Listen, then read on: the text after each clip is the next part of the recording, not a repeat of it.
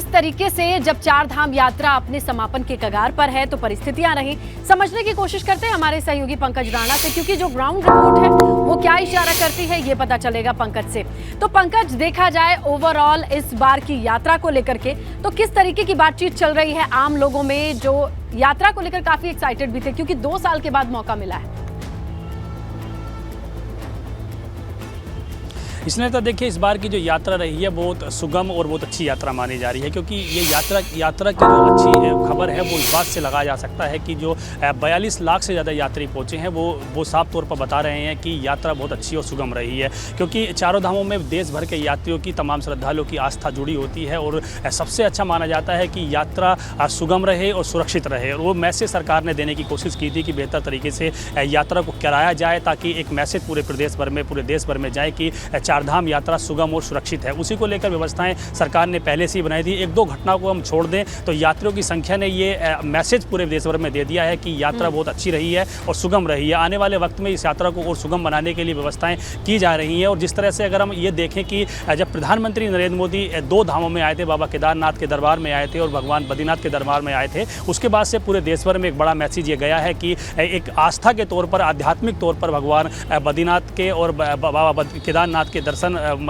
प्रधानमंत्री नरेंद्र मोदी ने किए हैं। तो ये मैसेज पूरे देश भर में गया है कि आने वाले वक्त में इस यात्रा को और बेहतर तरीके से कराया जाएगा। कि कोशिश पर्यटन विभाग और सरकार भी कर रही है कि यात्रा यदि अच्छी चलेगी तो यहाँ की जो आर्थिकी पिछले 2 साल से टूटी हुई थी, कोरोना की वजह से यात्रा बिल्कुल रुकी हुई थी, उस यात्रा को कैसे बेहतर किया जाए उसका प्लान तैयार किया जा रहा है। और अब क्योंकि कपाट बंद होने की स्थिति पूरी तरह से आ गई है और कपाट बंद होने की प्रक्रिया शुरू हो गई है, कल यमुनोत्तरी धाम के कपाट 12:09 पर बंद कर दिए जाएंगे और बाबा केदारनाथ के कपाट 8:30 बजे बंद कर दिए जाएंगे। आज जो पंचमुखी डोली भगवान बाबा केदारनाथ की होती है वो परिक्रमा के साथ बाबा केदारनाथ के दरबार में स्थापित कर दी है और उसके बाद विधि विधान के साथ, मंत्रोच्चारण के साथ सुबह से पूरी प्रक्रिया की जाएगी। भगवान के दरबार में आज से ही भजन कीर्तन और जो वेद उच्चारण है वो किए जा रहे हैं। तमाम जो वहाँ के पंडित समाज के लोग हैं, पुरोहित हैं, वो लगातार भगवान केदारनाथ के दर्शन के लिए, उसके साथ साथ जो तमाम श्रद्धालु आए हैं बाबा के दर्शन के लिए वहाँ मौजूद हैं और लगातार वो दर्शनों का सिलसिला वहाँ चल रहा है। लेकिन क्योंकि यात्रा जब रहती है कपाट खुलते हैं और उतने ही शुभ मुहूर्त में कपाट को बंद किया जाता है, ताकि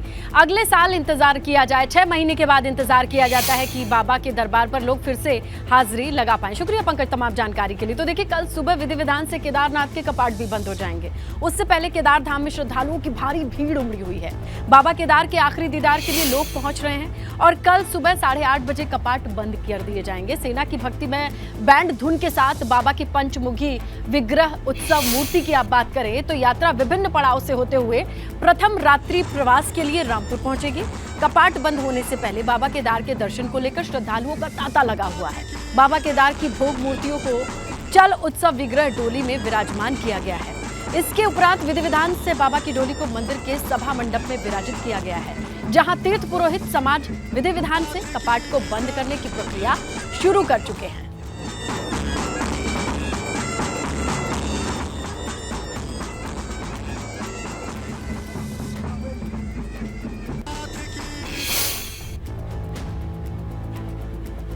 तो कपाट के बंद होने से एक दिन पहले केदारनाथ धाम का गर्भगृह स्वर्ण मंडित कर दिया गया है। गर्भगृह की दीवार और छत को 550 सोने की परतों से नया रूप दिया गया है। एसआई के 2 अधिकारियों की देखरेख में ये काम पूरा हुआ है। वहीं केदारनाथ मंदिर गर्भगृह में सोने की परत चढ़ाए जाने से तीर्थ पुरोहितों में आक्रोश भी बना हुआ है। 19 मजदूरों ने मंदिर के गर्भगृह को नया रूप दिया है, जिन्होंने सोने की 550 छोटी बड़ी परतों को दीवार, जलेरी और छत पर लगाई है। अपने आगामी यात्रा के दौरान श्रद्धालु यहां आकर बाबा केदार के स्वर्णिम दर्शन कर पाएंगे।